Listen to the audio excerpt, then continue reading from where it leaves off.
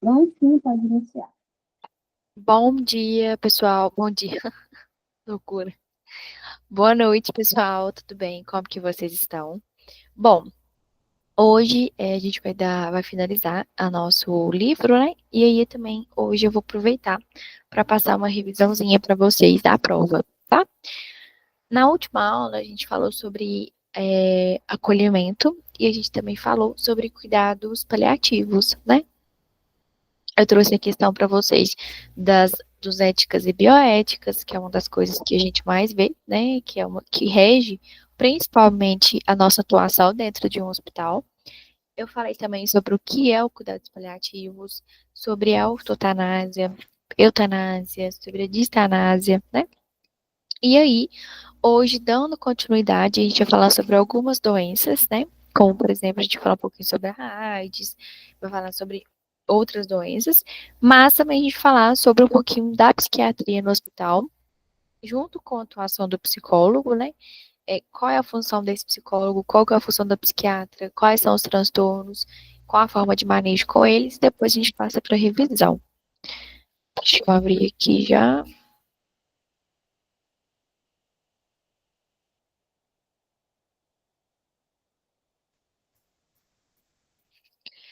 Bom, deixa eu voltar.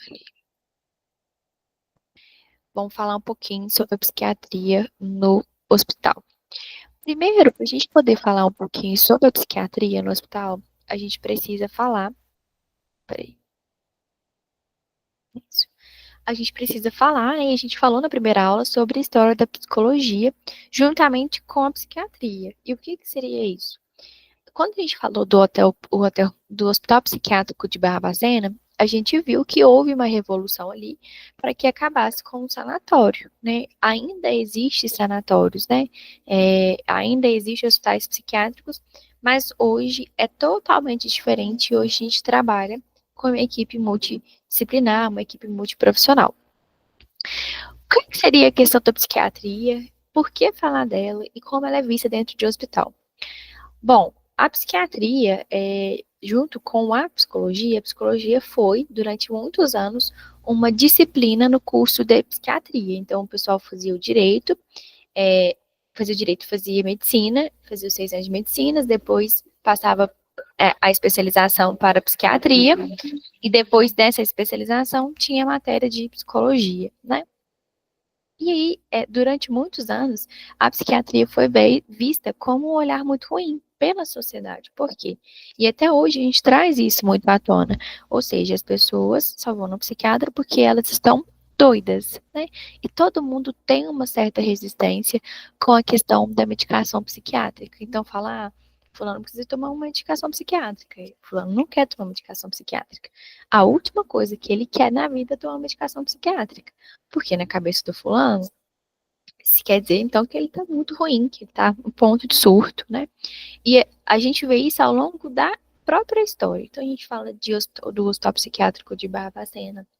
A gente fala, entre outros vários casos do processo de internação, a gente fala também da questão da própria farmacologia, né, da psicofarmacologia também.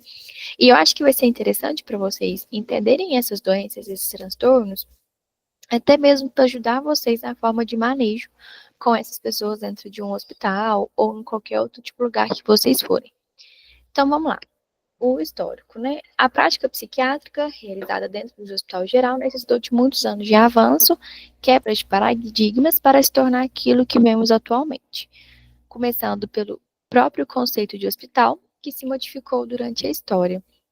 Na Idade Média, um papel centralizado na caridade e no auxílio dos desamparados e exclusos sociais, que é,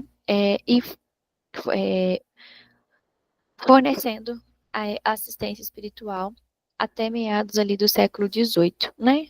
As ciências médicas começaram a se inserir nesse espaço, criando um ambiente acolhedor de tratamento e reabilitação das doenças do corpo ou somáticas. Por isso que a gente vai ver falar muito sobre psicossomática. Psicossomática é as doenças mentais que transparecem no meu corpo. E a gente vai falar sobre o corpo, sobre a mente, e a gente vai falar sobre a mente, sobre o corpo, tá?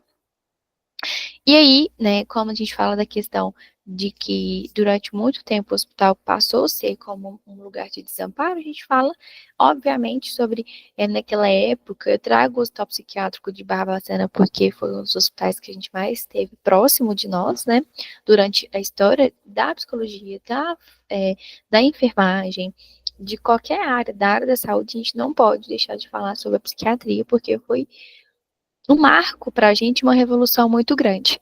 E lá, né, nesse hospital, como a gente falou na primeira aula, tinha pessoas drogadas, drogaditas, tinha os alcoólatras, tinha os indigentes, né, que aquelas pessoas no quais não tinham documento e eles eram considerados indigentes, tinha os excluídos, uma pessoa que transtornos, né, qualquer pessoa que não apresentava um padrão de comportamento aceito pela sociedade naquela época, ela era mandada para um hospital psiquiátrico, né? E aí, durante muitos anos, os hospitais psiquiátricos foram vistos com mais olhos pela sociedade, e isso foi passando de geração em geração, né? Deixa eu passar aqui. Deixa eu colocar assim que eu acho mais fácil. Isso. Já os indivíduos, né, com angústias, perturbações, transtornos mentais, eram confinados em lugares específicos que ainda trabalhavam com o conceito de exclusão. Hoje, por exemplo, a gente vê muito que a gente tem separados. Por exemplo, a gente tem o CAPS é da rede, né? Então, a gente tem o CAPS Maria Pilora, o CAPS AD, e a gente tem outros CAPS. Cada CAPS, ele vai ter um público-alvo. Então, Maria Pilora geralmente é voltado mais para criança, né, que é o ID. Depois a gente tem o CAPS AD, que é o CAPS o quê? Voltado mais para dependentes alcoólatras, que é voltado mais para alguns transtornos, como, por exemplo, esquizofrenia, como, por exemplo, para o autismo. Então, a própria rede foi criando lugares, né, específicos para poder trabalhar. Mas, além desses lugares, a gente também tem outros, como, por exemplo, alguns centros de reabilitação, não clínicas de reabilitação, para usuários de droga, para quem faz qualquer tipo de abuso de substância. E a gente ainda tem hoje os sanatórios, né? Sanatórios e manicômios, que obviamente são totalmente diferentes do que a gente viu naquela época, mas ainda existe e sempre conta com uma equipe multiprofissional. Então, a gente tem um psiquiatra, a gente tem um psicólogo, a gente tem um técnico de enfermagem, a gente tem um enfermeiro, e aí vai uma série, né? Um atrás do outro, tá? Nessa desistência ao doente mental foi muito duradouro e intensa na história, deixando marcas que podem ser vistas até hoje, como os grandes, né, e antigos manicômios que cedem espaço às internações psiquiátricas, compostas exclusivamente por pacientes com alterações comportamentais. É muito engraçado, porque quando a gente fala desse tipo de público, a gente sempre traz à mente a questão do esquizofrênico, né? Ah, mas ela deve estar falando do esquizofrênico. Nem sempre. A gente pode falar, por exemplo, de um autismo, a gente pode falar, por exemplo, de uma pessoa no qual tem depressão, a gente pode falar de um borderline, a gente pode falar de um bipolar, e a gente vai ver sobre esses transtornos também hoje. E aí, Roberta, tá, você me explicou um pouquinho da história da psiquiatria, muito pouco, mas o que que é o que que faz um psiquiatra dentro de um hospital, dentro de qualquer lugar? A gente chama de interconsulta psiquiátrica. Então, é assim, ó, dentro de um hospital, tem um psiquiatra, mas não tem psiquiatra de plantão. Então, geralmente, à noite, né? Durante o dia, a gente sempre encontra em alguns lugares os psiquiatras trabalhando. Então, por exemplo, já encontrei muito no Dom Bosco, já encontrei até na UPA mesmo a gente tem um psiquiatra que fica lá, mas esses psiquiatras não fazem plantão. É raro os lugares que fazem. E como é que é feita uma consulta com ele? Tem demandas específicas. Então, por exemplo, chegou uma pessoa com tentativa de suicídio. Automaticamente é solicitado o psiquiatra do caso. Por exemplo, que psiquiatra do caso? Por quê? Muitas vezes, quando os pacientes são pacientes que já têm transtorno, eles já fazem acompanhamento com um psiquiatra específico. Quando o psiquiatra ele tem vínculo com aquele hospital, eles solicitam a presença dele, quando der. Quando não der, quando não dá, na verdade, né, no hospital, o que que eles fazem? Eles chamam o psiquiatra que já está lá para poder prestar o atendimento, né? Mas são casos e casos. Então, eu já presenciei casos de que uma paciente chegou e ela era uma paciente que tinha tentado suicídio, solicitaram um psiquiatra dela e ele estava na cidade, conseguiu ir para poder conversar com ela e tudo mais. Como também já estive, por exemplo, presente na UPA, e já presenciei um caso de o psiquiatra que estava lá ter que fazer um atendimento exclusivamente com aquele paciente, né? Então, assim, quando tem um problema de um surto psicótico, e muitas das vezes a gente até vê o próprio psiquiatra trabalhando junto com a equipe, com o técnico, com o enfermeiro, com os médicos, com o psicólogo, né? Até porque o psiquiatra ele nada mais é do que um médico.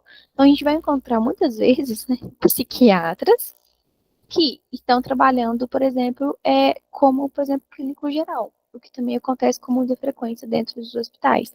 Mas, obviamente, ele vai ter um olhar mais aprofundado para a questão da saúde mental, né?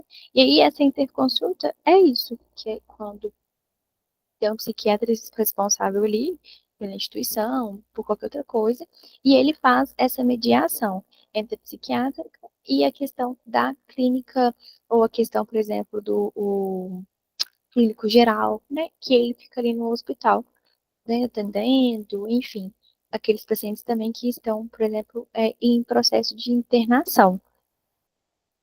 E aí, eu trouxe para vocês assim, como que eu posso solicitar uma consulta psiquiátrica, né? E é muito importante ter isso, porque até para nós psicólogos dentro de uma instituição, a gente também tem que seguir esses passos, que é o quê? Antes de eu chamar um psiquiatra, eu preciso entender qual é a demanda, né? Pegar as informações da equipe, que geralmente é a equipe que me pega, né? Que faz toda a questão da triagem. Pegar as informações com a equipe, quem é o enfermeiro técnico e está responsável por aquele paciente. Pega os familiares, né? Faz uma ficha de anamnese, por exemplo, que é uma ficha bem mais preenchida. Faço ali a classificação de qual que é o grau de gravidade. Quando tem um paciente que chega, por exemplo, que tentou uma tentativa de suicídio e a gente considera ele como um risco alto, risco moderado para alto, automaticamente ele já tem uma gravidade e a gente precisa solicitar esse psiquiatra, principalmente se for um paciente que tiver causado uma autolesão muito grande, como, por exemplo, a utilização de uma faca, de uma arma de fogo, ou em qualquer outro tipo de situação, até mesmo às vezes com medicação. Então a gente avalia melhor a circunstância geral e fala, não, peraí, principalmente quando a gente está falando de ambulatório. Quando a gente está falando de ambulatório, a gente precisa avaliar isso. Peraí, né? O psiquiatra, ele tem aqui, mas será que a gente não consegue, às vezes, ter um manejo específico com esse paciente? Será que a gente realmente precisa desse psiquiatra? Né? Principalmente se ele não estiver naquela hora na instituição, né? Avaliar de forma detalhada o exame físico desse paciente e observar o clínico, o caso, o estado clínico dele também, e atentar sobre a doença de base. A interconsulta muitas vezes irá requerer avaliação e o acompanhamento da equipe, né, com o psicólogo, o fisioterapeuta, o que tiver ali. E os problemas psiquiátricos dos pacientes internados no hospital gerais podem ser presentes, né? Então a gente fala, por exemplo, às vezes até o abuso de substância, a gente pode falar de alterações fisiológicas, de alguma doença clínica, porque o processo do adoecimento, ele já causa alterações nesse paciente, não só alterações mentais, mas também causa alterações fisiológicas. Então, por exemplo, é um paciente que ele não consegue dormir à noite, ele não consegue dormir de jeito nenhum, é um paciente que não consegue, o intestino dele não está funcionando, é aquele paciente que ele não está sentindo fome. E a gente pode, por exemplo, falar sobre episódios depressivos. Não necessariamente ele tem depressão, mas ele está tendo picos de melancolia, né? Outra coisa, efeitos de medicações. Então, tem muitas medicações que pode causar, por exemplo, rebaixamento de alguns níveis, principalmente do nível de consciência. Às vezes é necessária a presença de um psicólogo, né? Enfim, é uma infinidade de coisas. Geralmente, o que a gente mais vê no hospital é realmente o processo depressivo, alguém que já chegou com um transtorno, às vezes um transtorno esquizofrênico, um transtorno, e por tentativas também, por várias tentativas, crise de pânico, Crise de ansiedade. Quando a gente fala, por exemplo, uma crise de ansiedade, eu acho que os médicos presentes na instituição ainda conseguem contornar, né, a situação e eles tentam levar o caso adiante. Mas se é um paciente que ele está no CTI, em qualquer lugar, por exemplo, fez uma cirurgia, eu estou muito doente, e ele começa a apresentar crise de ansiedade recorrente, crise de pânico recorrente, aquele paciente automaticamente precisa de um acompanhamento psiquiátrico, tá? Aí eu trouxe, né, a questão de ansiedade, estresse, dor, utilização de medicação, que pode influenciar, desculpa, no estado de humor, cognição e consciência do paciente. E é bem interessante vocês entenderem isso, porque vocês vão entender melhor que a gente também fala muito sobre o delírio, né? O que que é o delírio e o que que é o delírio, porque a gente tem muita diferença muito grande. E muitas vezes, principalmente pacientes que fazem abuso de substância, seja de medicação, seja de droga, de álcool, qualquer tipo de substância, ele chega muito alterado. E aí todo mundo entra em pânico, principalmente quando a gente está falando de como alcoólatra, né? E aí solicita, por exemplo, a questão da presença desse médico. A gente também vai falar sobre esse abuso de substâncias. E a gente também fala dos pacientes oncológicos, né? Que é a quimioterapia, a radioterapia, questão de medicação e transtornos que alteram o estado emocional daquele paciente, o estado de consciência dele, automaticamente a gente precisa de uma avaliação psiquiátrica, tá? Resumidamente. E aí, a questão de eu não identificar o sofrimento, e isso cabe muito do que a gente conversou na primeira aula, que é o quê? E que vocês precisam entender. Vocês lembram que eu falei sobre a questão da segunda aula, né? Do acolhimento, a gente conversou um pouquinho sobre isso, o que, que é o acolhimento, né? Como que eu tenho que fazer essa classificação de risco, qual que é a importância e tudo mais. Pois é, quando a gente recebe um paciente, por exemplo, com uma crise de ansiedade, com uma crise de pânico, o nosso olhar para ele é um olhar totalmente diferente se fosse um paciente que estivesse muito doente. Por exemplo, com uma gripe, se estivesse vomitando, né, enfim, tendo outros tipos de sintomas. E a gente não pode banalizar esses pacientes que chegam para nós dentro de um hospital com uma crise de pânico, uma crise de ansiedade, né? E acontece muito isso, porque esse paciente aqui, por exemplo, ele está. Ele apresentou. Ele chegou aqui porque estava em crise de pânico. Aí deixa ele para tomar um chá de cadeira. Sabe? Isso acontece. Nossa, Berta, mas é possível que acontece isso. Acontece. E acontece com mais frequência do que vocês imaginam. Então, tem muitos profissionais que fazem esse tipo de. Não é manejo. Que fazem esse tipo de atendimento, sabe? Na própria triagem ali. E aí deixa aqueles casos. Aí passa na frente, por exemplo, uma pessoa, tentativa de suicídio, né? Por exemplo, um paciente que ele tem um risco de suicídio, passa ele na frente.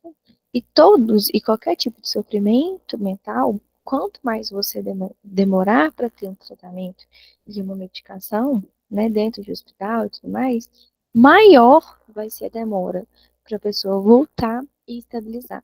Então, quanto antes resolver, melhor, tá? E aí a gente entra no ponto de a relação entre corpo e mente. O que, que seria isso? Se a gente falar um pouquinho sobre isso. Deixa eu voltar aqui para isso. Aqui. A gente vai falar sobre a mente no corpo, tá? O que, que seria isso? É o estado cognitivo, né, e psíquico, psicológico de uma pessoa que está inteiramente ligado com a função do seu corpo. Ou seja, vou pegar exemplos básicos para vocês. Uma pessoa, quando ela tem, por exemplo, depressão, ou ela tem depressão, né, ela tem algum tipo de transtorno, automaticamente o corpo dela também está comprometido. Roberta, de que forma o corpo dela está comprometido? A gente vê muito, por exemplo, as doenças como dermatite atópica, a gente vê, por exemplo, gastrite nervosa, deixa eu pensar. Nossa, a gente tem muitas doenças que tá automaticamente interligada com o nosso corpo. Ou seja, eu estou falando da minha mente sobre o meu corpo, né? E aí é um ponto, Roberta, mas que diferença faz para mim? Não é se eu tenho uma dermatite, se eu tenho uma gastrite nervosa toda, porque se você não trata uma gastrite nervosa, ela vai desenvolver em uma possibilidade de uma úlcera.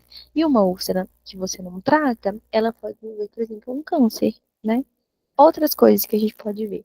Um paciente, quando ele tem, por exemplo, uma esquizofrenia, automaticamente as outras coisas dele, do corpo dele, também ficam comprometidos, né? Então, a gente vai falar, por exemplo, sobre a falta de cuidado, a falta de higiene, do mesmo jeito que a gente tem a depressão. Geralmente, os pacientes, quando têm depressão, eles não têm apetite, eles não comem, eles não dormem direito. E se eles não comem direito, eles não conseguem deixar com que o intestino funcione regularmente. Eles não vão dormir direito, então eles não vão conseguir ter uma disponibilidade para poder trabalhar. E aí vai desencadeando uma série de doenças, né? Muita gente começa a apresentar as dores. Aí, eu tô com dor de cabeça. Eu tô com enxaqueca. Então, assim, isso são exemplos que eu estou trazendo de quando a minha mente está sobre o meu corpo. Um exemplo muito bobo que eu vou dar para vocês. A gente tem o estresse excessivo. Quando a gente fala de estresse excessivo, muitas vezes a gente está associando a questão de um borderline, né? É muito comum a gente falar sobre o borderline quando estamos se referindo a um estresse excessivo. Mas nem sempre é um borderline. Então, já aconteceu casos, por exemplo, da paralisia de Bell. Parece bizarro, né? Parece, gente, mas o que é a paralisia de Bell que é? Quando eu paraliso a metade do meu rosto, tem a ver com o meu estresse todo. Geralmente é muito engraçado, porque sabe quando o olhinho seu tá piscando, você faz isso aqui, ó. O olhinho tá piscando, quer dizer que eu tô muito nervosa. A gente faz muito isso, que é lá. Meu olho tá piscando, quer dizer que eu tô muito estressada, né? É porque o seu corpo está te dizendo que você está chegando no seu limite. E aconteceu um caso em que eu presenciei, porque eu não acreditei, né? E eu presenciei que foi isso. O paciente ele deu paralisia de Bell, justamente ele já teve outros sintomas recorrentes à questão do trabalho, à questão do estresse. Ele foi banalizando, não, tá tudo bem, não, tá tudo bem, tá tudo bem. E não estava nada bem, até com que ele paralisou metade do rosto. Resumo, ele teve afastamento de 90 dias. Ou seja, o que ele evitou durante tanto tempo para poder fazer, e poderia ter amenizado, ele foi cedendo, cedendo, cedendo, cedendo, até com que ele chegou ao seu limite e deu a paralisia, tá? Então, a gente fala da questão de quando existem desequilíbrios psíquicos patológicos, em um indivíduo, seu corpo não consegue se separar disso. É o que observando algumas vezes, por exemplo, no descuido gradual com a própria higiene e a autoimagem nos doentes com esquizofrenia ao longo do tempo, né? Constituindo o que chamamos de sintomas negativos da esquizofrenia, pela falta de infecções, pela falta de autocuidado, de higiene mesmo. Também com pacientes acometidos com a questão de transtorno depressivo, como a perda de apetite, recusa da alimentação, pode evoluir para uma hipoglicemia e coma, bem como alterações dos sistemas nervosos e emocionais. Um outro ponto, a pessoa ansiosa, a gente também pode levar não só pela perda de apetite, mas a maioria das pessoas ansiosas, elas têm uma compulsão. Então, elas levam tudo aquilo para uma compulsão alimentar e elas sofrem. E elas sofrem muito com a questão da compulsão. E aí a gente tem automaticamente uma alteração totalmente hormonal, totalmente nutricional do corpo daquele paciente por uma doença emocional, né? E aí, a gente também vai falar, deixa eu passar aqui, né? E algumas doenças conhecidas como doenças psicossomáticas. Vocês lembram que eu falei para vocês que quando a gente fala de doenças físicas, a gente fala de somáticas? Pois é, quando a gente fala de doenças, transtornos mentais, a gente chama de psicossomáticas, que são doenças do meu psico, ou seja, doenças mentais, e a gente fala de psicossomática e as doenças físicas a gente chama de somática, tá? Algumas doenças, inclusive, já conhecidas por doenças somáticas, devido ao antigo conhecimento de que estão, né, intimamente relacionadas a fatores emocionais, como a questão de úlcera, gastrite, enxaqueca, a questão de hipertensão, igual eu falei para vocês, a questão da dermatite, tem psoríase também, né, e entre outros. E a gente fala também do corpo na mente. E aí, quando a gente fala do corpo na mente, a gente vai falar da nossa saúde física sobre a minha saúde mental. AIDS, câncer, uma gripe que seja, automaticamente essas doenças têm uma alteração totalmente neurológica. Então, um exemplo bobo que eu trago para vocês. Câncer, né? A pessoa, quando ela inicia o tratamento oncológico, ela já sofre uma alteração. Porque muitas das vezes, quando a gente fala de tratamento oncológico, a maioria dos pacientes já encaram como a morte, né? Eles entendem assim, nossa, eu vou morrer. E a gente falou isso com cuidados paliativos. E muitas pessoas em tratamento oncológicos têm uma tendência a vir desencadear, por exemplo, a questão da depressão. É algo bem comum, né, por esses pacientes oncológicos. A gente também pode falar de uma gripe, né, quando a gente está muito gripado, a gente fica indisposto e a gente não come bem. A gente não come bem, a gente não tem ânimo, né, a gente tem um humor mais reprimido, a gente está falando automaticamente do corpo sobre a minha mente. Não é só isso, né? A gente pode falar sobre N doenças, por exemplo, que tem uma ligação direta com o nosso mental, né? Assim como a mente influencia nas respostas fisiológicas no corpo, podendo levar a alterações patológicas, como citadas, lesões, comprometimento físico também colaboram para alterações mentais. Né? O próprio processo de hospitalização, e a gente comentou, já causa essa mudança para os pacientes.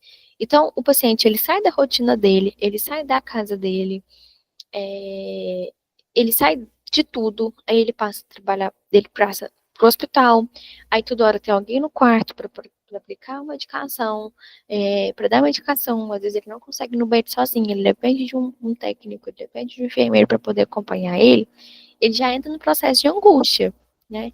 Nossa, eu perdi a minha autonomia, principalmente quando a gente está falando de idoso, né? Então, o próprio processo de ir para o hospital, muitas vezes tem gente que não gosta, e aquilo ali já fica sofrendo uma angústia gigante a respeito sobre isso, e a pessoa começa a vir desencadear, por exemplo, uma ansiedade.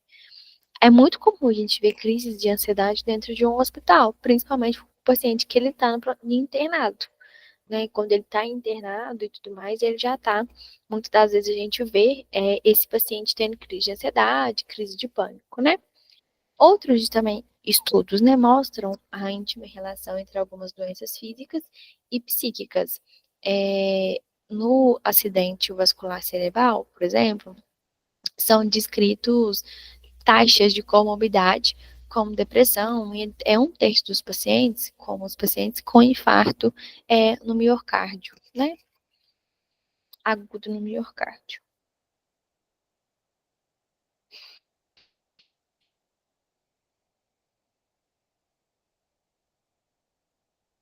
Além da própria doença clínica, né, levando a alterações psíquicas, outros elementos que moldam a situação da doença e hospitalização que também influenciam, tem funções ali mentais, né, como tratamento, como, por exemplo, a questão da quimioterapia, que podem levar a sintomas depressivos, processos invasivos, dolorosos, que geralmente aumenta a questão da ansiedade, o confinamento do leito, que pode também trazer sintomas de melancolia, que é sintomas depressivos, e o delírio.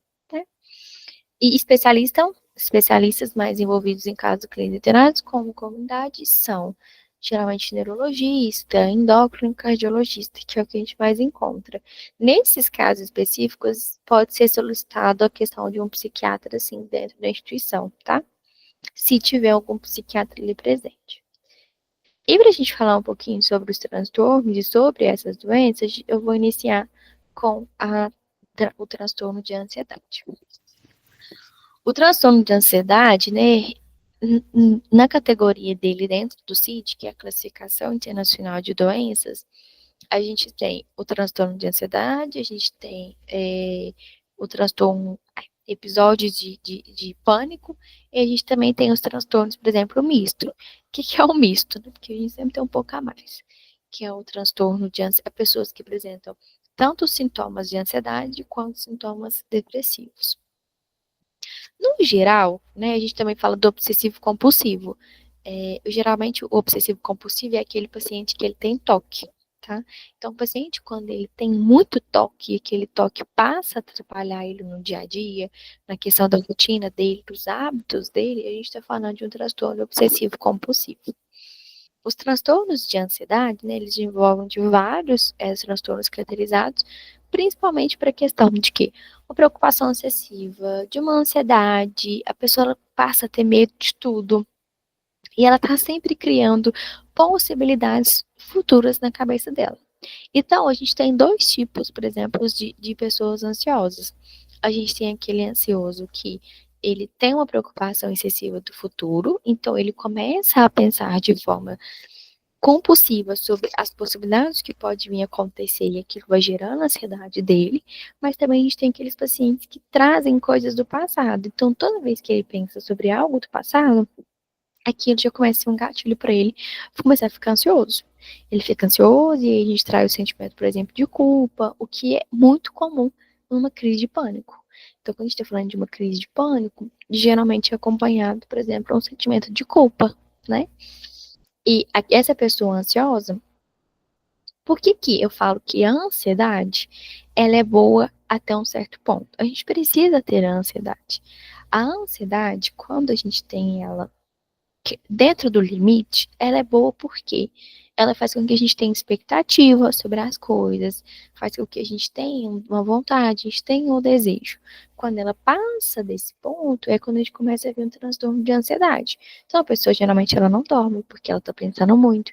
E sempre são pensamentos voltados para o e se e será. Então, nossa, e se eu não tivesse feito isso? Nossa, será que se tivesse acontecido, sabe? E ela vai se pegando aquilo, até que ela começa a ficar ansiosa, aí começa a apresentar palpitação, ela começa a apresentar, por exemplo, alteração, por exemplo, da pressão arterial, e aí ela, né, e ela começa a ficar fadigada, muitas vezes apresenta a questão da, como é que chama? Dor de barriga, diarreia, tá acompanhado como uns sintomas da ansiedade. Aí o corpo dela começa a empolar, né? É importante lembrar que não é uma pessoa que tem um transtorno de ansiedade, não quer dizer que ele tenha crises de ansiedade recorrente. Não é isso. Geralmente uma pessoa que ela apresenta um transtorno de ansiedade, ela tem crise de ansiedade recorrente, mas ela sofre muito mais com os próprios pensamentos. Então, é aquela pessoa que ela paralisa. Então, por exemplo, o medo, a raiva, a tristeza, são sentimentos que a gente considera ruins, né?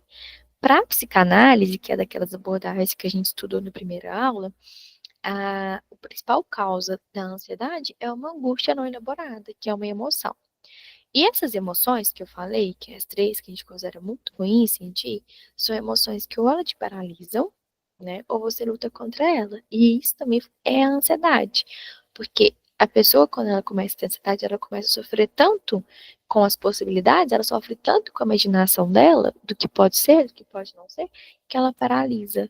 Então, a maioria das vezes, essas pessoas, elas chegam no ponto de paralisar. E aí, às vezes, ela pode apresentar um transtorno misto, que ela começa a ter episódios de melancolia juntamente com uma crise de ansiedade, com uma crise de pânico, tá?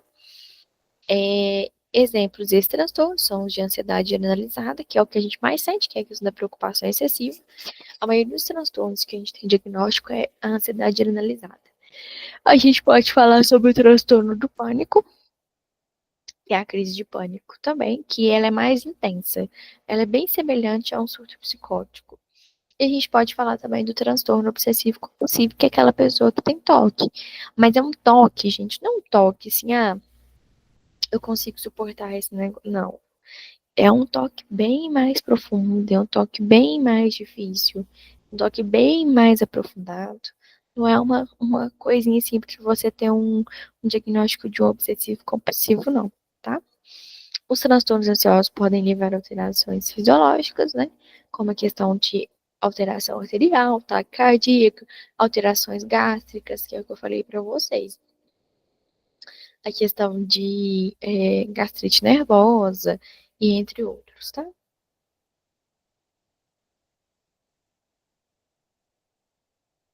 Esses fatores podem aumentar a suscetibilidade de pacientes ansiosos no infarto agudo do miocárdio, né? E as úlceras também.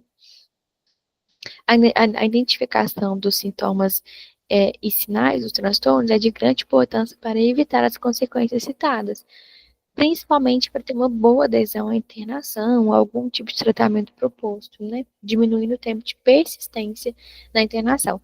É muito importante e é muito engraçado, gente.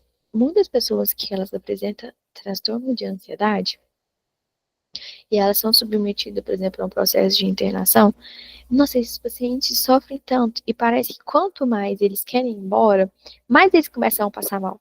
E aí a gente começa a falar justamente sobre a minha mente, sobre o corpo, porque a ansiedade, ele não melhora. Então ele começa a ter diarreia. Aí já entende, ele vai só piorando em vez de melhorar. E aí quando a gente tem a gente consegue estabilizar esse paciente que tem ansiedade, é lindo para nós, porque aí ele consegue, inclusive, diminuir essa permanência dele no processo de hospitalização, tá? No caso de a questão que eu trouxe, né? Com palpitação, tremores, tonturas, né?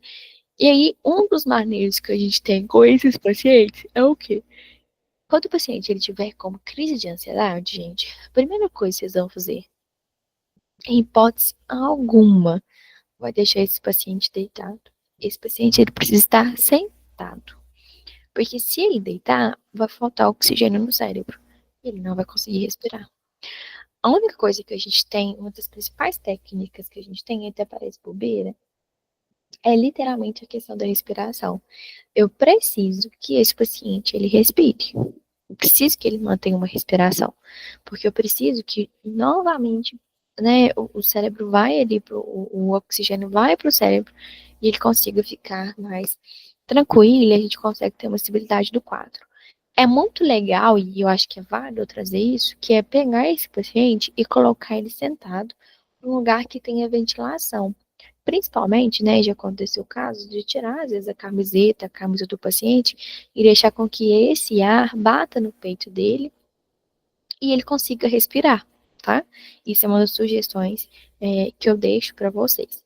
Em hipótese alguma, o paciente possa ter crise de ansiedade dentro do hospital, pelo amor de Deus, não me feche dentro de uma sala, não, porque vai aumentar muito mais um ambiente abafado e fechado para que ele tenha muito mais crises de ansiedade, tá? A gente fala como tratamento a psicofarmacologia, né? E também a questão da terapia, né? Que é um conjunto que a gente tem. Por exemplo, uma avaliação, a questão do psiquiatra e o psicólogo junto, resumidamente, né? Para que a gente consiga melhorar esses sintomas desses pacientes. A medicação não vai melhorar esse mal-estar e os sintomas, mas ela não vai trazer a cura. Então, a possibilidade de uma cura, a gente não é cura. De tratamento eficaz, a gente consegue junto com a terapia. É importante falar muito sobre isso. Transtorno mental não tem cura. Depressão não tem cura. O que tem é tratamento eficaz, tá? Na terapia, a pessoa ela passa a criar recursos, entendeu? Para poder lidar melhor com aquela ansiedade, com aquela depressão. Né? Os transtornos de humor englobam as doenças mentais que prejudicam o funcionamento do indivíduo. Primeiro ponto, borderline não é transtorno de humor. Borderline é transtorno de personalidade, tá? Não se esqueçam disso. O transtorno depressivo, acho que é um dos mais conhecidos, né? Que a gente mais vê prevalência dele também dentro de um hospital, assim como da ansiedade, é aquele paciente que ele apresenta melancolia, que é uma tristeza, a falta de energia, né? Desesperança. A gente sempre fala de 3D. O que seria esses 3D?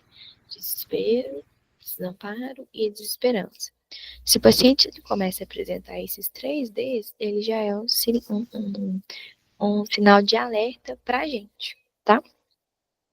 Sua prevalência no hospital varia bastante, né? Mas ele causa uma alteração, por exemplo, no apetite, uma alteração no sono, né? E configura uma das comorbidades psiquiátricas mais prevalentes no hospital geral.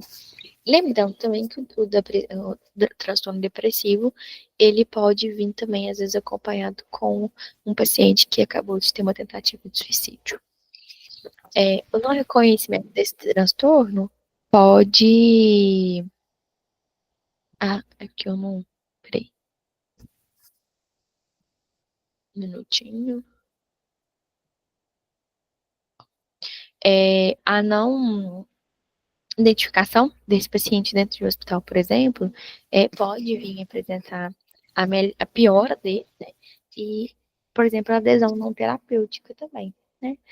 A falta de colaboração da equipe, por exemplo, né? O paciente, geralmente, quando ele tá com depressão e ele entra no hospital, parece que ele recai mais ainda. Então, geralmente, ele começa a apresentar insônia ou muita sonolência, né? Às vezes pode chegar em sintomas psicóticos, a gente pode falar de surtos psicóticos e até mesmo idealização suicida, o que é muito comum. A gente acha que é muito distante essa questão do suicídio, mas é muito mais próximo do que a gente imagina, tá? O tratamento é feito principalmente pela questão da psicoterapia e da farmacologia também. E a questão dos antidepressivos, né, que ajudam bastante. E aí a gente fala que é a questão do transtorno depressivo, né? Primeiramente, a avaliação, na verdade, que pode ser feita dentro do hospital é uma anamnese adequada, mas essa anamnese que é feita pelo médico, ou ela é feita pelo psicólogo da instituição, tá? Para medir todas as funções neurológicas dele, mas isso só acontece quando o paciente ele já está internado. Então, é um paciente que já está internado há, tipo, 2 semanas, é um paciente, por exemplo, que está na UTI, né, e tudo mais. Aí é um paciente que a gente tem que fazer essa ficha de anamnese. Quando é um paciente de ambulatório, ele vai chegar ali por alguma demanda, que às vezes não seja voltado para transtorno depressivo, mas geralmente ele, quando passa pela triagem, ele informa que está tomando algum antidepressivo. Daí falar, eu faço utilização de tal medicação, né? E aí a gente fica ciente em relação a isso. Bom, a gente fala do transtorno afetivo bipolar também. O transtorno afetivo bipolar é quando a gente tem essa oscilação de humor, né? É muito engraçado, porque a gente tem, assim, o transtorno afetivo bipolar, a gente fala sobre 2 polos, né? Eu não sei se vocês já escutaram falar sobre isso, que é o polo depressivo e o polo de mania. Então, a pessoa, outro ponto bem importante, é tipos. Então, a gente tem o tipo 1 e o tipo 2. O tipo 1 é aquele, por exemplo, aquele paciente bipolar que ele tem maior prevalência de mania. O que é um paciente que ele tem a maior prevalência de mania? É aquele paciente que ele tem um aceleramento mental. Então, é aquela pessoa, gente, que ela tem uma alteração na libido, que ela tem insônia. E, geralmente, muitos pacientes, quando eles estão em fase de mania, são pacientes com compulsão. Compulsão por compra, compulsão por comida.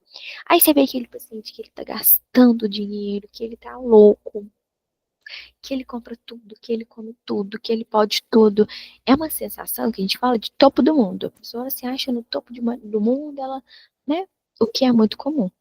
Quando a gente fala, por exemplo, de humor um pouco mais depressivo, é semelhante a uma depressão. Por isso que um transtorno afetivo bipolar é muito difícil de conseguir ter um diagnóstico certeiro sobre ele. Porque é muitas vezes confundido, por exemplo, com a questão de um paciente que ele tem depressão. Pode ser confundido facilmente. Como, por exemplo, a questão do misto. Pela questão do. Não, ele é ansioso, ele é ansioso, ele é ansioso. E às vezes ele tem bipolar, porque ele está em fase de mania. O tipo 1 é aquele paciente que ele tem a mania predominante. O tipo 2 é aquele paciente que tem o episódio depressivo e a fase depressiva predominante. Roberta, bipolar tem alteração de humor no mesmo dia? Não, não é no mesmo dia. Não existe isso. Teve mudanças de humores durante o dia e não. Não é assim que funciona. A gente acha que é isso, mas não é. Uma pessoa, quando ela tem depressivo, no afetivo bipolar, ela tem um tempo para ter uma mudança de humor. Então, geralmente é uma semana, geralmente é mais de uma semana, 3 dias, isso aqui vai. Mais um dia, não. Tipo, acordei de mania e depois passei pro depressivo. Não, não existe isso, tá? Esse transtorno, na verdade, ele ganha importância dentro do hospital quando a gente fala de uma agitação psicomotora. Muitos pacientes, dependendo do jeito que ele fica até agressivo, né? Uma irritabilidade muito grande, e dependendo do jeito que você vai abordar esse paciente, pode entrar num ponto de agressividade muito grande se ele tiver em mania, né? E também quando ele tiver numa fase depressiva, a questão da falta de ânimo, a questão de sonolência, de falta de apetite, também vai ser apresentado. Muito importante. Exames hoje, né? A gente conseguiu evoluir bastante dentro da medicina. E hoje, quando a gente pega, por exemplo, um eletro na cabeça, né, uma tomografia, principalmente o eletro, a gente consegue ver nitidamente a diferença de um cérebro de uma pessoa que não tem transtorno e um cérebro de uma pessoa que ela tem transtorno. Então, vou até abrir aqui para vocês, só para vocês terem noção. Tanto que é legal.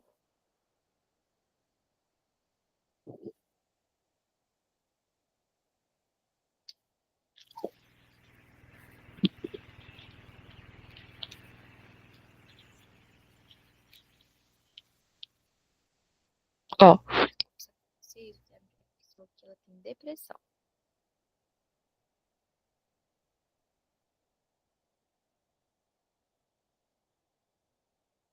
Vou pegar esse aqui. Isso daqui que vocês estão vendo, o que é normal, a gente está vendo atividades cerebrais. Então, eu estou vendo aqui os meus. Opa, vou pegar esse aqui. Aqui. Eu estou vendo aqui os meus neurônios, tá tendo atividade cerebral. Uma pessoa, quando ela tem depressão, vocês percebem que a gente não tem atividade cerebral? Vocês percebem porque a pessoa com depressão, ela perde bastante habilidade. Então, geralmente, ela não consegue ter uma resolução de um problema, a memória dela começa a ser afetada, geralmente, isso afeta muito na qualidade de vida dela, né? Ela não consegue ter memória, ela esquece das coisas. E vocês estão percebendo que a gente não tem uma atividade cerebral. É muito pouco. O que é atividade cerebral? Neurotransmissores. E esses neurotransmissores que eles lembram endorfina, serotonina, melatonina para o nosso cérebro. Então, uma pessoa que ela tem depressão, um transtorno, por exemplo, ela não tem uma atividade cerebral. Diferentemente de uma pessoa que a gente tem e vê o tanto que é normal. Viram? A pessoa, quando ela tem, por exemplo, bipolar, vocês me entendem que é legal. Vocês estão vendo que não tem atividade cerebral, né? No depressivo. Uma pessoa, por exemplo, que ela tem bipolaridade, vocês estão vendo que ela tem mais atividade cerebral? Tá vendo que ela começa a apresentar atividades cerebrais? E tá vendo que ela começa a ter, por exemplo, a apresentar essas manchas vermelhas na questão neurológica dela? É justamente as áreas que estão sendo afetadas. Eu não falei para vocês que um bipolar, quando ele tá em mania, ele não leva para o ponto de compulsão, chega a ser exacerbado o jeito que ele fica de tão acelerado, de agressividade. Vocês estão vendo que tem muita atividade cerebral que passa desse limite? É justamente isso, totalmente diferente de uma pessoa que ela tem depressão, né? Então, quando a gente consegue fazer uma imagem do cérebro, a imagem cerebral, por exemplo, tomografia, alguma coisa, a gente consegue, ajuda a dar um diagnóstico mais certeiro, tá? O manejo com esses pacientes, né? Geralmente são a questão da farmacologia, né? E sempre manter esse paciente em segurança, tá? Em casos de agitação e agressividade, medicações, por exemplo, como antipsicóticos, sedativos, podem ser utilizados. Tá? É raro a gente ter que fazer a utilização, por exemplo, de uma contenção, de alguma coisa do tipo assim, nesses pacientes. Mas caso tenha, você já tem mais ou menos uma maneira de saber a forma de fazer, tá? Ah, muito importante. Delírio. Não é delírio, é delírio, tá? E a gente tem dois tipos de delírio, tá? O hipoativo e o hiperativo.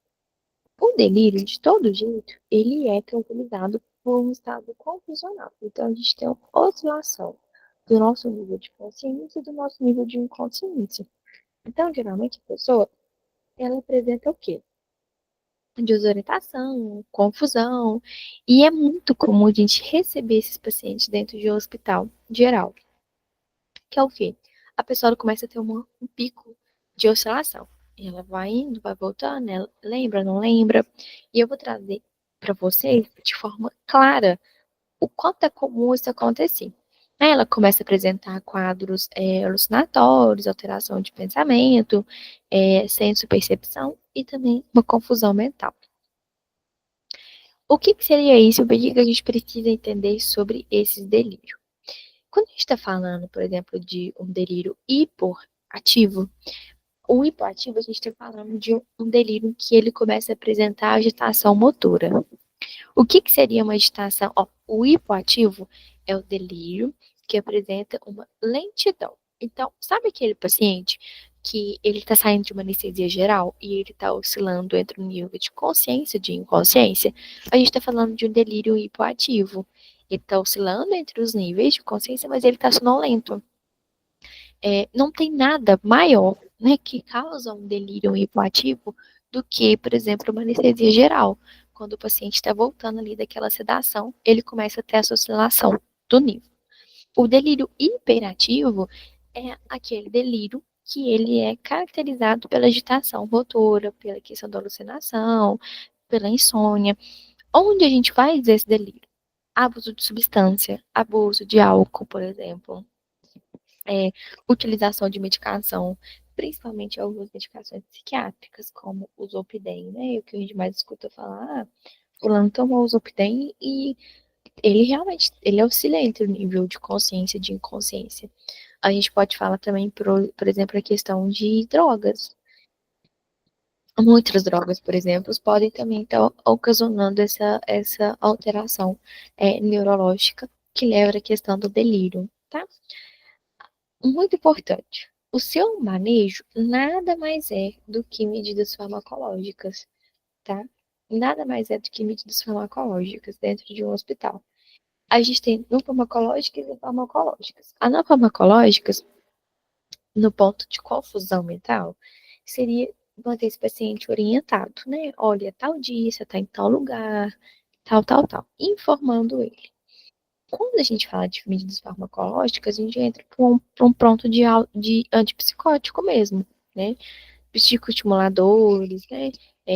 Enfim, quando a gente está falando de um delírio hiperativo, ele é mais preocupante, porque muitas das vezes o paciente ele pode entrar, por exemplo, na questão de um surto, ele pode entrar no ponto de agressividade muito grande, né? E existe necessário uma contenção.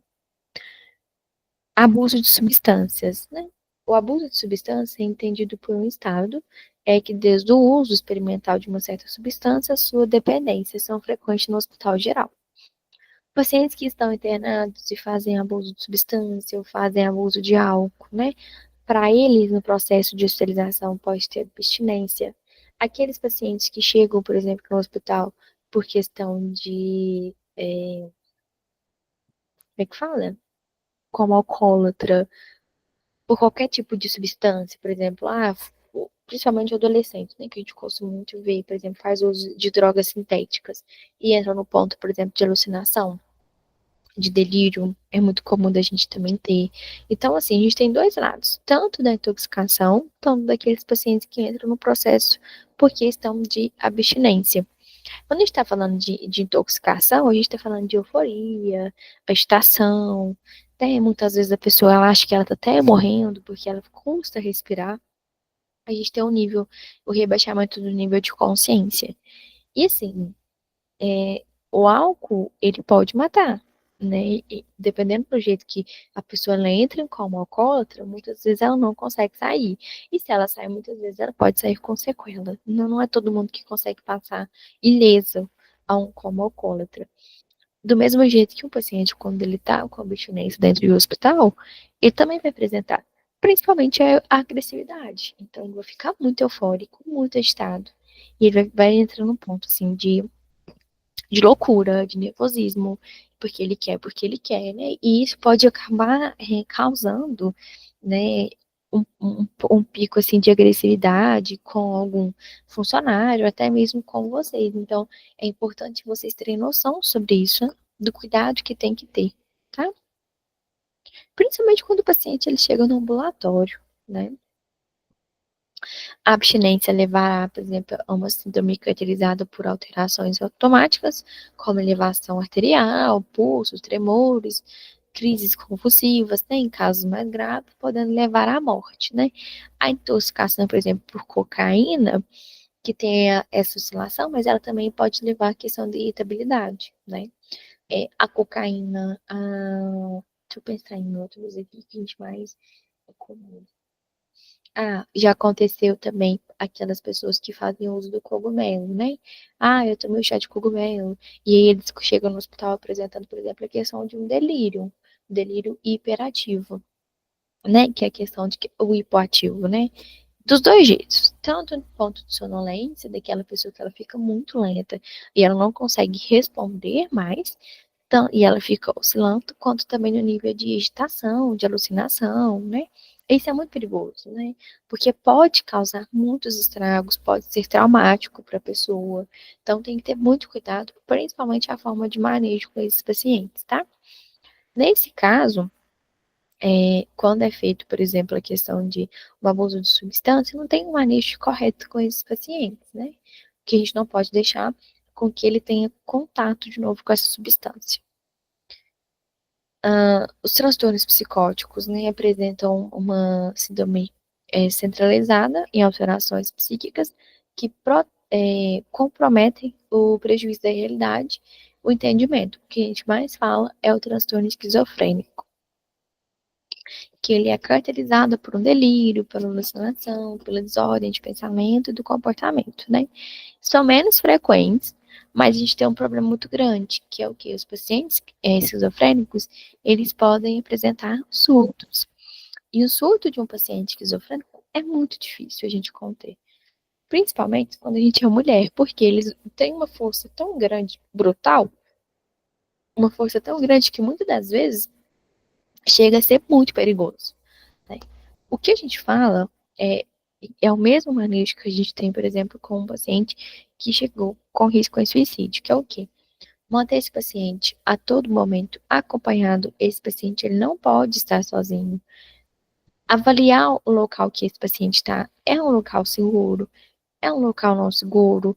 Como que é esse local? Dentro de um hospital, é, sabe, tem janela? Onde que é que esse paciente está?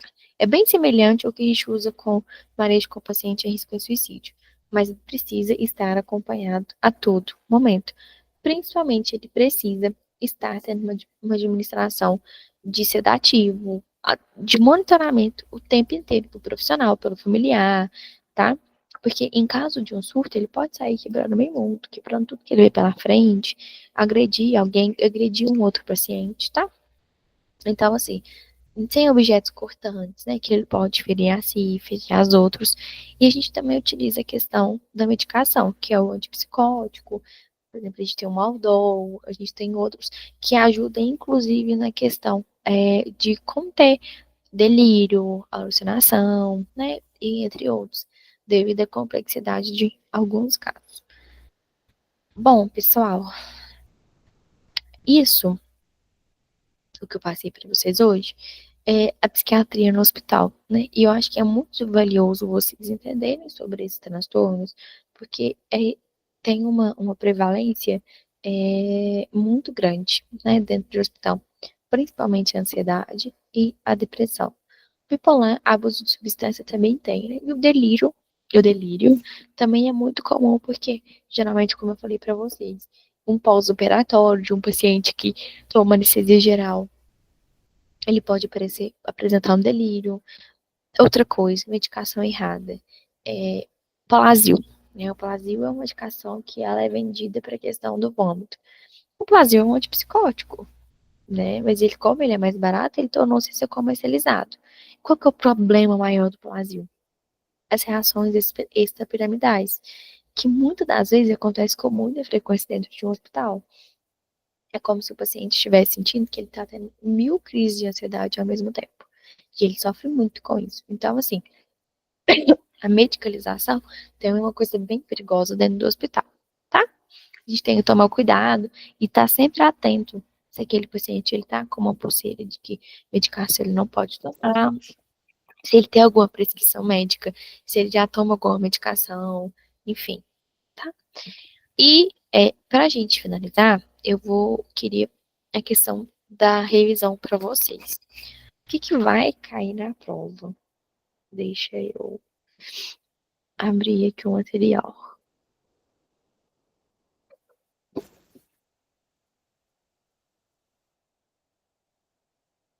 Tá.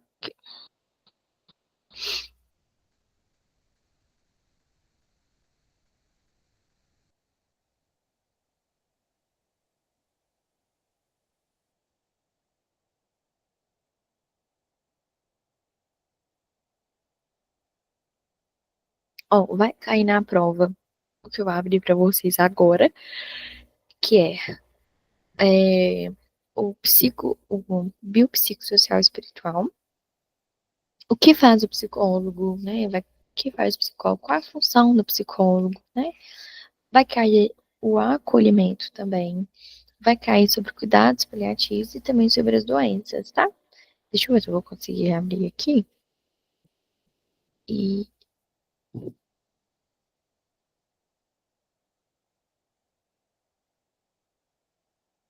é, e abre também aqui o acolhimento.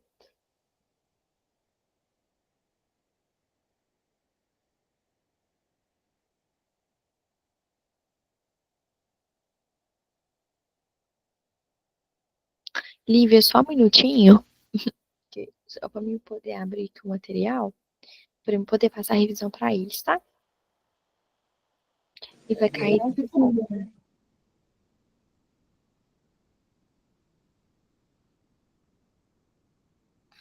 Ai, gente.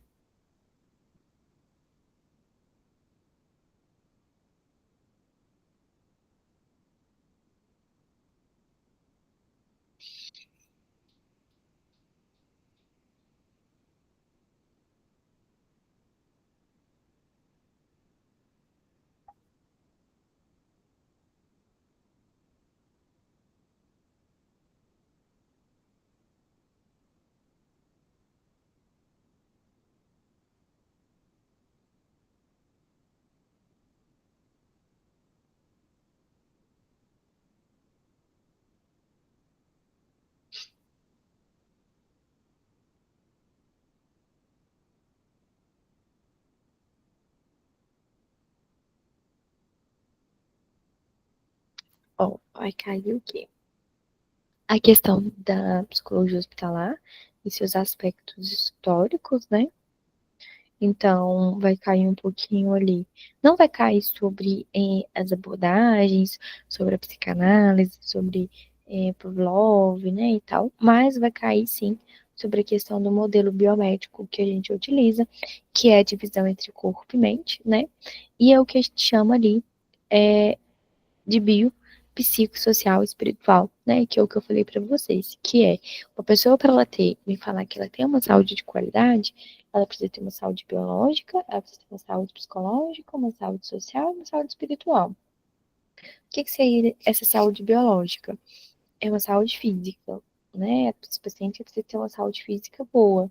Automaticamente, ele precisa ter uma saúde mental também equilibrada. Emoção, sentimento, pensamento. A saúde social, que a gente fala das relações, das interações deles com as outras pessoas, e a gente também fala em termo espiritual, que é um termo muito recente pelo OMS, mas que não, a gente não está falando sobre religião. A gente está falando sobre crença. Então, é sobre aquele paciente que ele tem uma crença e aquela crença dele é vista como uma crença motivadora, né, que ajuda ele na questão de um enfrentamento de uma doença, de qualquer tipo de processo, tá? Então, isso também vai cair e vai cair muito, vai cair muito, vai cair também a questão da interação do paciente, família e equipe. A gente vê esse triângulo aqui em qualquer tipo de manejo, em qualquer lugar. Um acolhimento, cuidados paliativos, transtorno, qualquer tipo assim, a gente sempre fala paciente, família e equipe. E o profissional psicólogo, ele trabalha justamente com esses três pilares, tá? Não existe a gente trabalhar só com a família, não. A gente precisa trabalhar com esse paciente, com a família e com a equipe. Porque como está essa equipe? Essa equipe está angustiada, a gente precisa de um fortalecimento da equipe. Além disso, vai cair também, vou abrir aqui para vocês, opa, vai cair o. Ó, peraí que eu já vou abrir. Então, da introdução da primeira aula, vai cair isso. Vai cair também. Deixa eu abrir aqui. O acolhimento.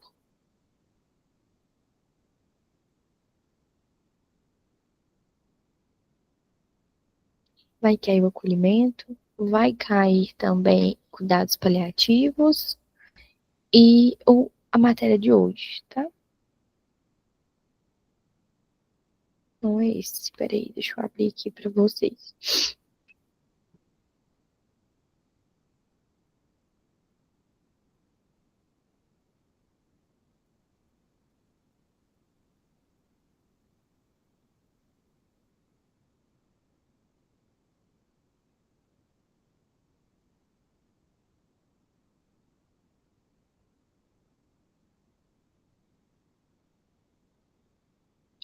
Vou abrir aqui, peraí. Deixa eu só abrir já o de acolhimento, porque o material já fica aberto e fica pronto.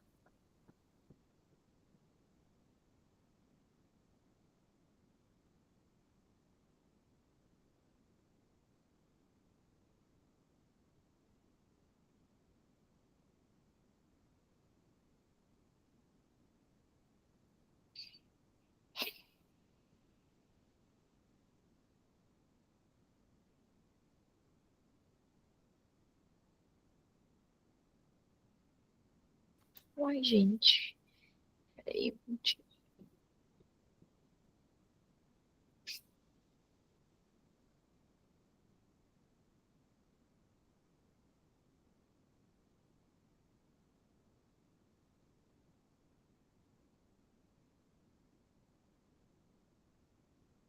Achei. Vamos lá. Quais são as outras matérias que vai cair? Vai cair acolhimento, tá? O acolhimento a gente vai falar sobre o que é o acolhimento, né? O acolhimento a gente está falando de uma postura ética, na questão da escuta desse usuário, da queixa dele, né? Eu tenho uma escuta qualificada, uma escuta ativa com esses pacientes, eu entender melhor a demanda dele, tá? A gente fala sobre isso, as etapas também do acolhimento, né, que a gente tem, que é a recepção, que é receber esse paciente ali numa OBS, que a gente chama de ali, o papel principal na atenção primária. Na saúde, a gente tem atenção primária, secundária e terciária. Atenção primária, a gente está falando de médico, fisioterapeuta, médico, enfermeiro, técnico, onde a gente recebe esses pacientes. A gente, atenção secundária, a gente está falando de administração, as pessoas que administram os hospitais e instituições. E atenção terciária, a gente está falando de uma equipe multiprofissional. A gente está falando de fisioterapeuta, de médico, de nutricionista, de fonoaudióloga, de entre outros. Então, o acolhimento, ele começa ali na recepção, onde eu encaminho, eu recebo esse paciente. Eu faço o cadastro dele, faço os primeiros cuidados dele, tá? A escuta qualificada, que é o que eu prestar atenção no que ele está me falando, dedicar ali algum tempinho para escutar esse paciente, né? E com o objetivo de encontrar uma solução para ele. a questão da classificação de risco, né? Que ela é bem importante, que dentro de um hospital, principalmente, como a gente tem que fazer essa classificação de risco, e investir na construção de vínculo, a questão de sempre explicar os procedimentos bem claros para esse paciente. E, geralmente a gente tem mania, como profissional, de ficar usando o termo técnico. Mas às vezes aquele paciente ele não vai entender sobre o termo técnico, então eu preciso trabalhar com ele numa linguagem simples, não tão elaborada. E também oferecer para ele expectativas reais perante ao tratamento, quanto tempo vai demorar, né? Porque geralmente o paciente ele começa a ficar ansioso quando ele já está ali esperando uma consulta, né? E tá aquela demora muito grande. Eu deixei de material complementar para vocês esses dois, né? Esse aqui é do Gov e aqui também é uma cartilha que o Marisa SUS trouxe, que é acolhimento e prática na área da saúde, tá? E vai cair também cuidados paliativos. Vamos lá. Cuidados paliativos vai cair, que é a gente tem o objetivo de controle da dor e alívio dos sintomas, além de oferecer esse suporte biopsicossocial e espiritual para o paciente. Então, desde o momento do diagnóstico até a morte dele, tá? E também a gente falou sobre quais são os principais princípios do cuidado, promover o alívio da dor, dos sintomas, né, afirmar a vida também, oferecer esse suporte para esse paciente e para o familiar dele, porque principalmente quando a gente está falando de pacientes oncológicos, a gente não recebe só o paciente, a gente também recebe a família dele, né? Abordagem multiprofissional para focar as necessidades do paciente e melhorar a qualidade de vida, né? Influenciar positivamente no curso da doença. Quando que deve ser iniciado cuidados paliativos? Desde o momento do diagnóstico. Obviamente que é o recomendado, mas muitas das vezes, em hospitais oncológicos, médicos oncológicos, só ofertam cuidados paliativos quando já não tem mais possibilidade de cura, tá? A gente também falou a questão do avanço da tecnologia e aquilo que a gente pode chamar-se de cura. Então, a gente fala da autotanásia, que é a morte natural, a distanásia, que é aquela morte que a gente tem um prolongamento artificial, e a eutanásia, que é o objetivo de pôr fim na vida, né? Que eu até comentei com vocês, que não é uma prática levada à frente, justamente porque toda vez que ela vai ser discutida, eles trazem, por exemplo, com, nossa, será que muitas vezes é considerada, por exemplo, como suicídio? Em muitos países é proibido. No Brasil é proibido, tá? A gente não tem, a legislação não foi permitida. A gente também falou sobre cuidados curativos e cuidados paliativos. Cuidados curativos é aquele paciente, cuidados paliativos é aquele paciente que já não tem mais possibilidade de cura. Cuidados curativos é para aquele paciente que ainda tem possibilidade de cura. Então, desculpa, aquele paciente, por exemplo, que ele está em tratamento oncológico, mas ele ainda tem fazendo químio, ainda tem possibilidade de cura, é um cuidados curativos. Quando a gente está falando de o paciente passa por cuidados paliativos, é fim de vida. Ou seja, ele não tem mais possibilidade de cura, e o que a gente faz agora é um tratamento com ele, é básico, para que ele possa ter pelo menos o restinho de vida dele, um pouquinho de dignidade, um pouquinho de bem-estar, né? E eu trouxe essa frase que eu acho muito importante, que é importante ter em mente que quando se muda a perspectiva de cuidados curativos paliativos, muda-se o foco da doença para o doente, assim garantindo a continuidade dos cuidados. Aí eu falei para vocês também a atuação da enfermagem no campo de cuidados paliativos, né? A questão de uma equipe, geralmente os enfermeiros atuam como uma equipe multidisciplinar. É importante também falar que nem sempre esses pacientes eles estão em hospital. Geralmente esses pacientes estão em casa recebendo cuidados, tá? Isso acontece com muita frequência. E o que é feito, Roberta? Geralmente, durante ali é feito visitas frequentes, auxilia na questão de limpeza, de higiene, administração da medicação, né? Tudo isso é feito pela questão do enfermeiro e do técnico responsável por aquele caso. Geralmente, atendimentos são domiciliares, tá? Nem sempre são dentro de uma instituição. E também, assim, acabam se vinculando com esses pacientes dos cuidados paliativos, né? Porque passam a ser frequentes, tá todo dia ali com eles e tudo mais, tá? A gente também fala sobre os termos éticos e bioéticos. O que são, por que são importantes? A gente fala de autonomia, da justiça, beneficência, não beneficência. A autonomia, eu entender que aquele paciente tem capacidade de tomar decisões sobre si, independentemente do grau, desde o momento que o paciente ele tenha consciência, ele ainda tem capacidade de tomar decisões sobre ele, sobre o curso da doença. Ah, Roberta, eu acho que eu até trouxe um caso para isso da na última aula, né? Que foi do Carlos, que é um paciente que ele não queria a sedação paliativa, que é ofertada em muitos casos, né? Que rebaixa o nível de consciência do paciente e ele dorme. Muitas vezes é ofertado pelo hospital, pelo médico do caso, para que alivie o sofrimento daquele paciente. Ele não quis, porque ele ainda estava consciente. Então, a partir do momento que aquele paciente está consciente, a decisão dele tem que ser respeitada. A beneficência, que é o quê? Com todo o meu conhecimento científico, eu preciso fazer o bem para aquele paciente. Eu tenho que zelar pela vida do paciente, né? Então, assim, independentemente dos meus interesses, eu preciso fazer o bem para aquele paciente. A não, a não maleficência, a gente fala que a finalidade dela é restringir os efeitos, né, adversos, indesejáveis das ações. Então, por exemplo, sempre pensar no menor prejuízo àquele paciente, seja numa medicação, seja num tratamento que ele vai ter que passar. Por mais que eu tenha todo o meu conhecimento e eu sei que aquele paciente precisa daquilo, eu preciso fazer de um jeito que ele sofra menos. Então, eu preciso evitar o mal, né? Qualquer ação que não vai fazer mal para aquele paciente. Ah, mas eu preciso tomar medicação, mas não tem outro recurso, tem que ser essa medicação mesmo, tá? Então, a gente fala de não maleficência.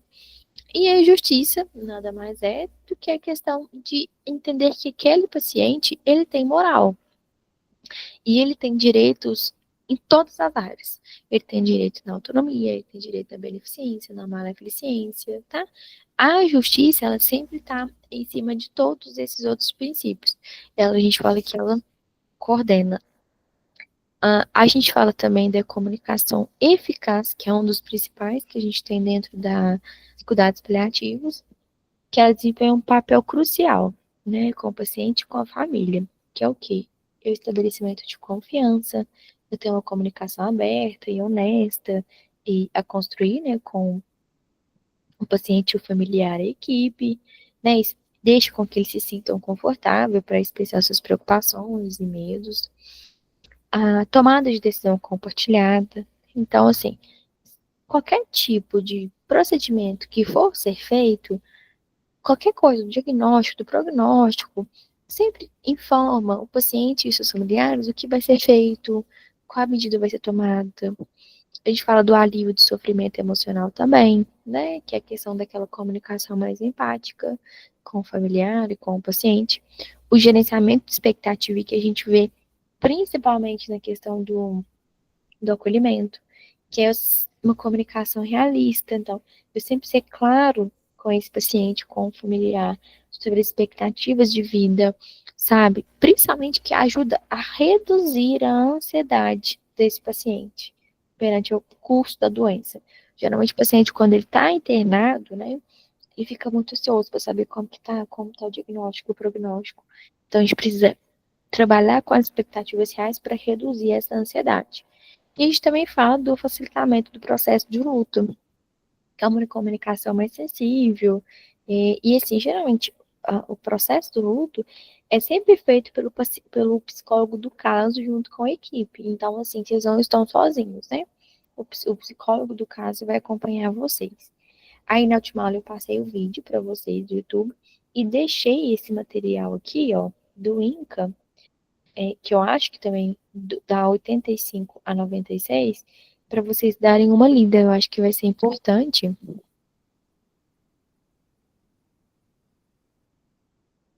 É mais para baixo, 85 a 96.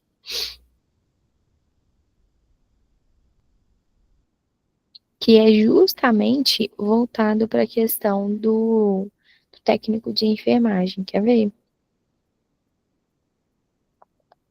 Ó, aqui, ó. Avaliação do técnico de enfermagem em cuidados paliativos, tá? Aí tem todo o material. Eu acho que seja válido para vocês também só dar uma lidinha nesse material, tá? Como admitir esse paciente na unidade, a questão de sintomas e sinais, né? Avaliação inicial, a questão da própria espiritualidade também é colocada em ponto aqui. Então, também tem esse material complementar.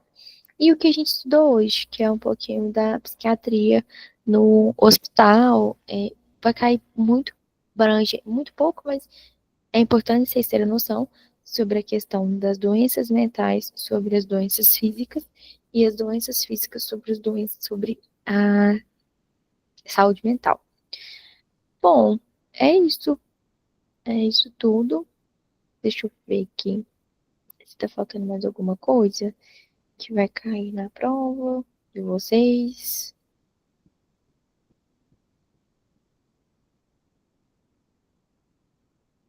Não, pessoal, é isso mesmo, tá? E aí, qualquer dúvida que vocês foram tendo, assim, pode me mandar mensagem. Pode mandar mensagem ou pode mandar para a Lívia. Lívia, eu vou te mandar o material da aula de hoje agora, tá? E qualquer coisa também, se algum aluno precisar, eu estou à disposição. Sim. Viu? Bom, é isso. Queria agradecer a vocês e qualquer coisa que precisarem, estou à disposição na Politécnica para estar ajudando. Viu?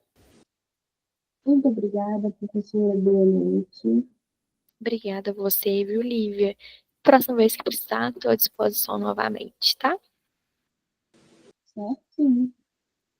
Você quer que eu aguarde os minutinhos, os 4 minutos? Não, pode finalizar. Posso? Então tá, então. Obrigada, pessoal. Beijo. Lívia, eu já vou te mandar já o material, tá? Certinho. Obrigada, viu? Tchau.